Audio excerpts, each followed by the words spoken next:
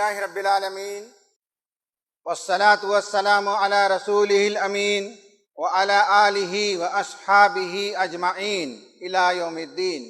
قال اللہ تعالی فی القرآن المجید فاعوذ باللہ من الشیطان الرجیم ولا تقتلوا انفسکم ان اللہ کان بکم رحیما۔ صدق اللہ العظیم۔ رب اشرح لی صدری ویسر لی امری واحلل عقدۃ من لسانی یفقہوا قولی۔ رب یسر ولا تعسر وتمم بالخیر سبحانک لا علم لنا الا ما علمتنا انک انت العلیم الحکیم۔ محترم بزرگوں، نوجوان دوستوں، عزیزوں اور ساتھیوں، ابھی کچھ دن پہلے امت کی ایک بیٹی نے خودکشی کی۔ سارے سوشل میڈیا اس پر تبصرے میں لگے ہوئے ہیں، تقریریں ہو رہی ہیں، آرٹیکلز لکھے جا رہے ہیں اور سب جہیز کو مورد الزام ٹھہرا رہے ہیں۔ لیکن آج میں خودکشی کی نفسیات، سائیکالوجی آف سوسائڈ پر بات کروں گا کہ اصل اس کے پیچھے نفسیات کیا ہے۔ جہیز کے مسئلے پر اگر کوئی خودکشی کرتی ہے تو نفسیاتی طور پر اصل وجہ وہ نہیں ہے، وہ ایک رپچر پوائنٹ ہے، وہ ایک ٹریگر ہے، وہ ایک پرامپٹ ہے، وہ ایک اکساہٹ ہے۔ اسی طرح آپ طلبہ اور طالبات میں دیکھتے ہیں کہ 10ویں کے بعد 12ویں کے بعد زیادہ نمبرات نہیں آئے، اچھے کالج میں داخلہ نہیں ہوا تو سوسائڈ جب کر لیتے ہیں تو سمجھتے ہیں کہ ایگزامینیشن میں فیل ہونے کے نتیجے میں اس بچی نے خودکشی کر لی۔ حالانکہ ایسا نہیں ہے، وہ پرامپٹ ہے، وہ ایک اکساہٹ ہے، وہ ایک رپچر پوائنٹ ہے۔ اس سے پہلے سوسائڈ کرنے والی کی نفسیات بلٹ اپ ہوتی رہتی ہے، وہ ایک کیومولیٹو ایفرٹ ہے، وہ جمع ہوتے رہتا ہے، احساسات اور جذبات جمع ہوتے رہتے ہیں، اور ایک دن آتا ہے کہ وہ بندہ خودکشی کرتا ہے۔ تو ہمیں جاننا چاہیے کہ وہ کیا عوامل ہیں جس کے نتیجے میں ایک آدمی اس راہ پر چل پڑتا ہے۔ اگر نفسیاتی تجزیہ کیا جائے تو معلوم ہوتا ہے کہ خودکشی کرنے والا بہت دنوں سے بلکہ سالوں سے ان انڈیوریبل پین، ایک ناقابل برداشت نفسیاتی تکلیف سے گزر رہا ہوگا۔ اطراف و اکناف والوں کی ذمہ داری ہے کہ محسوس کریں، ماں باپ کی ذمہ داری ہے، دوستوں کی ذمہ داری ہے، سسرال میں کوئی ایسا بیہیو کرتا ہے تو ساس کی ذمہ داری، شوہر کی ذمہ داری ہے کہ کوئی اس طرح کے بیہیویئر کرتا ہے تو ان انڈیوریبل پین جو ہوتا ہے، نفسیاتی جو تکلیف ہے، ذہن کے اندر جو درد ہے، نفسیاتی درد، اس کو پہچاننا چاہیے، ضروری ہے۔ اسے سائیک ایک کہتے ہیں، جیسے ہیڈ ایک کہتے ہیں، ویسے سائیک ایک نفسیاتی درد ہوتا ہے، اندر سے ایک درد ہوتا ہے۔ پھر ایک یہ ہے کہ آدمی جس دن محسوس کرتا ہے کہ آئی ایم ورتھ لیس، میری کوئی قدر و قیمت نہیں ہے، اس دنیا میں جینے کا کوئی فائدہ نہیں ہے، یہ اس دن نہیں ہوتا جس دن اس نے سوسائڈ کیا ہے۔ برسوں سے یہ احساس ابھرتے رہتا ہے کہ تمہاری کوئی وقت نہیں ہے۔ یہ جملے سے، یہ الفاظ گھروں میں دیے جاتے ہیں، بار بار بتایا جاتا ہے کہ تمہاری کوئی حیثیت نہیں ہے۔ بچپن سے کہا جاتا ہے کہ منی کو دیکھو کتنا اچھا پڑھتی ہے، بابو کو دیکھو کتنا اچھے نمبر لے آیا ہے، اس کے کپڑے دیکھو، اس کے بال دیکھو، اس کے نوٹ بک دیکھو، اس کی تعلیم دیکھو، اس کے نمبرات دیکھو، اور تم کو بھی پالتے ہیں، کیا فائدہ ہے؟ یہ بچپن سے جو چھوٹے چھوٹے سٹروکس ہوتے ہیں وہ جمع ہوتے چلے جاتے ہیں۔ ایک دن انسان یہ محسوس کرتا ہے کہ میری کوئی قدر و قیمت نہیں ہے، تب آدمی اس راستے پر آگے چلتا ہے۔ نفسیاتی تجزیہ یہ بھی بتاتا ہے کہ تھوارٹڈ بلانگنگنس، یعنی یہ ہے کہ میں راندہ درگاہ ہوں۔ جب آدمی یہ سوچنے لگتا ہے میری کوئی جو ہے کوئی تعلق نہیں ہے، مجھ سے کوئی محبت کرنے والا اس دنیا میں نہیں ہے، میرا کوئی نہیں ہے سہارا، جس دن یہ سوچتا ہے اس دن سوسائڈ پر آگے بڑھتا ہے۔ یہ لوگوں کو نہیں معلوم ہے، وہ کسی ایک موضوع پر لے جا کر سارا الزام وہاں کھڑا کر دیتے ہیں، حالانکہ اس سے پہلے جو بلٹ اپ ہوتے رہتا ہے ان میں سے ایک یہ بھی ہے کہ میرا کوئی نہیں ہے۔ یہ کیوں ہم کسی کو فیل ہونے دیں؟ اگر میرے گھر میں ایسا کوئی بچہ فیل کرتا ہے تو یہ میری ذمہ داری ہے کہ ہم بتائیں کہ ہم تمہارے لیے ہیں۔ ہمارا کوئی دوست اس طرح کی باتیں کرتا ہے تو ہم اپنے دوستوں یا حلقوں میں کہیں گے کہ ہم تو ہی تمہارے ساتھ، اللہ ہے تمہارے ساتھ۔ یا یہ کہ آپ کی اپنی کمپنی میں آپ جہاں کام کرتے وہاں کوئی بندہ، کوئی بندی، کوئی لڑکا، کوئی لڑکی اس طرح کے خیالات کے اندر ہے تو آپ کی یہ ذمہ داری بنتی ہے کہ بتائیں کہ صاحب دنیا تمہارے ساتھ ہے، خدا تمہارے ساتھ ہے۔ اگر فلاں نے رد کر دیا تو کیا ہوا، فلاں نے تمہیں دھتکار دیا تو کیا ہوا، ایک نے دھتکارا تو 100 تمہیں ہاتھوں میں لینے کے لیے تیار ہی۔ یہ اسٹروک دینے کی ضرورت ہے، یہ اسے احساس دینے کی ضرورت ہوتی ہے۔ یہ احساس جب ختم ہو جاتا ہے کہ میں راندہ درگاہ ہوں، مجھے کوئی پسند نہیں کرتا، جب یہ احساس ہونے لگتا ہے تب آدمی اس کی طرف، خودکشی کی طرف آگے بڑھتا ہے۔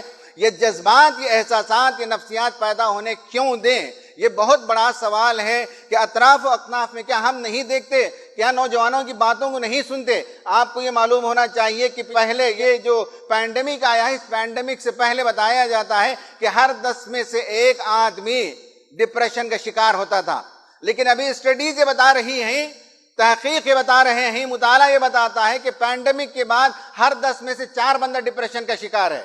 اور ڈپریشن کی سیویریٹی لو بھی ہو سکتی ہے، ہائی بھی ہو سکتی ہے، لیکن آدمی جب حزن و ملال کے اندر مبتلا ہو، اداسی کے اندر مبتلا ہو، دیکھیں سیڈ ہونا، اداس ہونا ایک فطری عمل ہے۔ کسی کے گھر میں کسی کا انتقال ہو جائے تو آدمی اداس ہوگا، یہ بالکل فطری عمل ہے، لیکن اداسی چھا جائے، اس کی نفسیات بن جائے، اس کے ذہن پر چپک جائے اور اس کے بدن سے اس کا اظہار ہونے لگے اداسی کا، حزن و ملال کا، اس کو ڈپریشن کہتے ہیں۔ ایک طویل مدت تک آدمی اداسی کی کیفیت کے اندر مبتلا ہو جائے تو ڈپریشن ہے۔ جب آدمی ڈپریشن کا شکار ہوتا ہے تو دنیا سے کٹنے لگتا ہے، مایوسی کی باتیں کرنے لگتا ہے اور کبھی کبھی سوسائڈ کی باتیں کرنے لگتا ہے، کہتا ہے کہ یہ دنیا بیکار ہے، اس میں جینا بے معنی ہے، میرا کوئی سہارا نہیں ہے، جی چاہتا ہے کہ زندگی ختم کر لوں۔ جب آپ اس طرح کے جملے سنتے ہیں تو آپ کو الرٹ ہو جانا چاہیے، ہم سب کو الرٹ ہونا چاہیے، اس لیے کہ 20 لوگ جو سوسائیڈل ٹینڈنسی رکھتے ہیں، خودکشی کا رجحان رکھتے ہیں، 20 لوگ، ان میں سے ایک آدمی سوسائڈ کرتا ہے۔ یعنی جب رجحانات آپ کو نظر آئیں، آپ کے اطراف اس طرح کے سمٹمز نظر آنے لگیں، آپ کو اس طرح کے سگنلز نظر آنے لگیں کہ لوگ اس طرح کی باتیں کرتے ہیں، آپ کا کلاس میٹ ایسے باتیں کرتا ہے یا آپ کا ساتھی ایسے باتیں کرتا ہے، آپ کے گھر کا بچہ یا بچی ایسی باتیں کرتے ہیں، آپ کی بہو، آپ کے داماد اس طرح کی باتیں کرتے ہیں، سگنلز کو فائنڈ آؤٹ کرنا چاہیے۔ اور جب معلوم ہو کہ مایوسی کی باتیں ہو رہی ہیں تو 20 مایوس لوگوں میں سے ایک آدمی اس راہ پر آگے چل پڑتا ہے۔ تو بچانا ہماری ذمہ داری ہے، ہر ایک کی ذمہ داری ہے، اس لیے کہ تمام مذاہب کے اندر، میں نے سرسری مطالعہ کر کے دیکھا، تمام مذاہب کے اندر اور دنیا کے تمام جوریسپروڈنس کے اندر، تمام قوانین کے اندر سوسائڈ کو ایک بڑا گناہ، ایک جرم، ایک کرائم مانا گیا ہے۔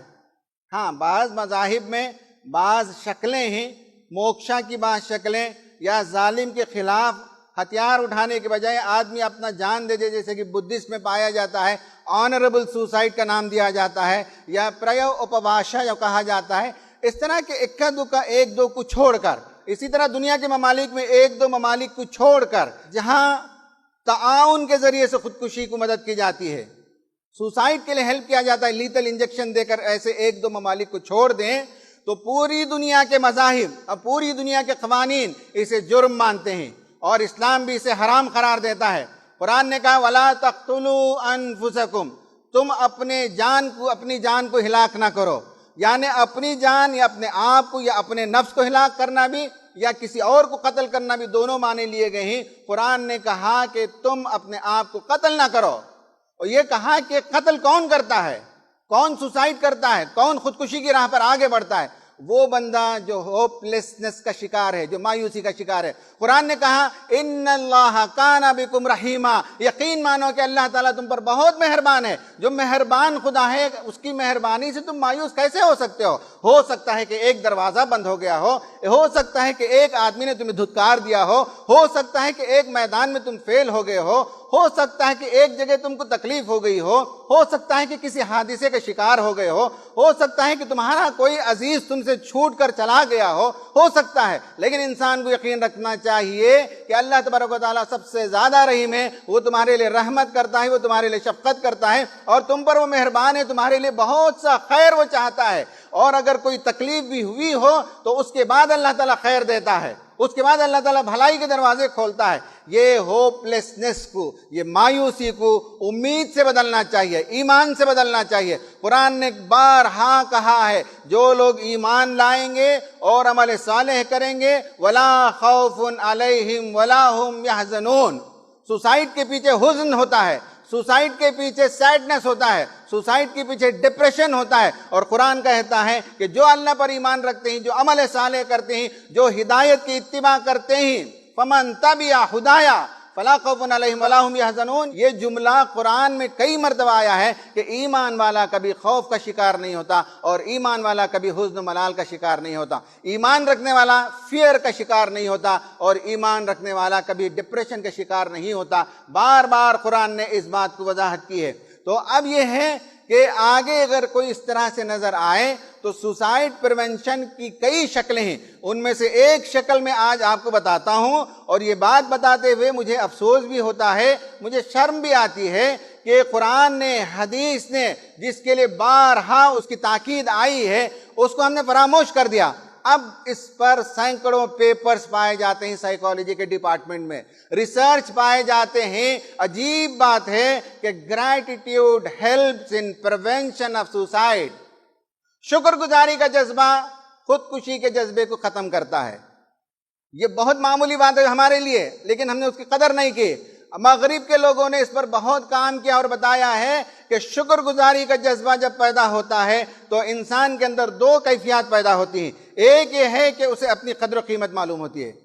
کھانا کھایا، آپ نے شکر الحمدللہ کہا تو بھوکے کو دیکھتے ہیں تو ہمیں احساس ہوتا ہے کہ اللہ تعالیٰ نے ہمیں کھانا کھلایا. کپڑا پہنتے ہیں آپ شکر کہتے ہیں. آپ کو رات میں اچھی نیند ہوتی ہے، صبح میں اٹھ کر اللہ تعالیٰ کا شکر ادا کرتے ہیں. کیوں؟ اس لیے کہ دنیا میں ایسے بہت سے لوگ ہیں جن کو رات کی نیند نہیں ہے، جن کے لیے رات کی روٹی نہیں ہے، جن کے تنگ ڈھانکنے کے لیے انہیں کپڑا نہیں ہے. آپ شکر ادا کرتے ہیں کہ اے پروردگار تو نے مجھے یہ سب کچھ عطا کیا. حیرت کی بات یہ ہے کہ لوگوں نے لکھا ہے کہ جو لوگ رات میں اپنے دن بھر کے کارناموں پر غور و فکر کر کے تین باتیں ہوں جس پر وہ خوش ہوں، 3 things which you are happy about، تین وہ باتیں جس پر آپ خوش ہیں، شکر ادا کرتے ہیں تو اچھی نیند آتی ہے. لوگوں نے لکھا ہے. کیا ہم کو ماہرین نفسیات کے پیپرز کی ضرورت ہے؟ قرآن میں، حدیث میں کہا گیا کہ ہر حال میں خدا کا شکر ادا کرو. لَإِن شَكَرْتُمْ لَأَزِيدَنَّكُمْ وَإِن كَفَرْتُمْ إِنَّ عَذَابِي لَشَدِيدٌ. اگر تم شکر گزاری کا رویہ اختیار کرو تو میں تمہیں اور دوں گا، تمہیں اور دوں گا.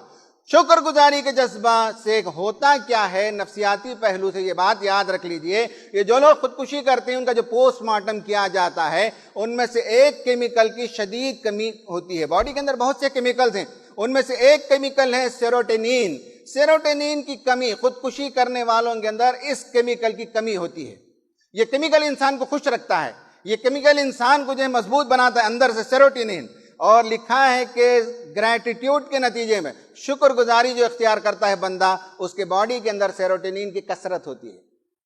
شکر ادا کرنے کے نتیجے میں ہیپی کیمیکل ہمارے باڈیز کے اندر آتے ہیں، ہمارے جسم کے اندر ہیپی کیمیکل بھر جاتے ہیں. اور جس کے اندر ہیپینس ہو، جس کے اندر خوشی ہو، جس کے اندر سیروٹونین ہو، یہ سب میں نے طلبہ اور نوجوانوں کو سمجھ دینے کے لیے بتایا ہے. ورنہ اس کے بغیر ہم جانتے ہیں کہ قرآن نے، حدیث نے جب کہا کہ شکر گزار بندے بنو تو اس کے پیچھے یہ سارے نفسیاتی عوامل موجود ہیں. لیکن طلبہ اور نوجوانوں کو سمجھانے کے لیے میں ساری اصطلاحات کو استعمال کرتا ہوں. شکر گزاری کا رویہ اپنے بچوں کو بچپن سے سکھانا چاہیے. ہمارے بچے بہت ناشکرے ہوتے چلے جاتے ہیں. 2 کپڑے سے ان کا پیٹ نہیں بھرتا، 2 جوتوں سے جو ہے ان کا دل نہیں بھرتا. وہ چاہتے ہیں کہ 8-10 جوتے ہوں، 15-20 کپڑے ہوں، 3-4 قسم کی گاڑیاں ہوں، کھلونے ہوں تو 10-15 قسم کے کھلونے ہوں. یہ جو ہم نے مزاج بنا دیا ہے لوگوں کا، بچوں کا، شکر گزاری نہیں ہے. بچوں کو حالانکہ شکر گزاری سکھانی چاہیے، بتانا چاہیے کہ اگر کوئی بچہ کہے کہ ابا میرے پاس یہ نہیں ہے تو بتاؤ کہ تمہارے پاس یہ نہیں. اس سے زیادہ اس کے پاس دیکھو ہاتھ نہیں ہے، اس کے پاس دیکھو پیر نہیں ہے، اس کو دیکھو آنکھیں نہیں ہیں. تم کو اللہ تعالیٰ نے آنکھیں دی ہیں.